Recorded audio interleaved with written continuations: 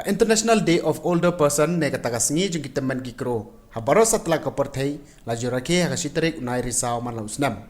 Kane kede kata kasingi ban ai buram ban ajengero yu senyang malano de kita men kisan ha ke imlang salang.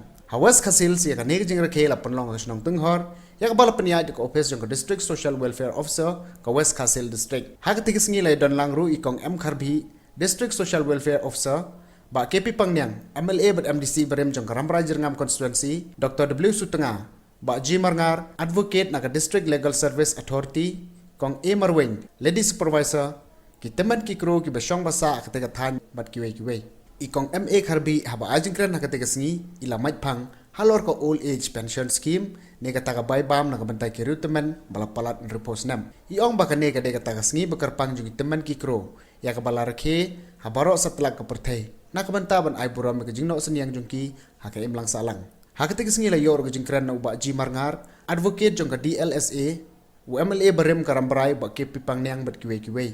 La yor ban put ku buram ru ikiriu teman ki blano senyang hake ba sumari ki bapang besitom de ki dawai kan bat katkum kasap ke bagidon. Nakalyang jong ka office jong ka district social welfare officer, la samru i blanket se kiriu teman kan thai bat cenrang.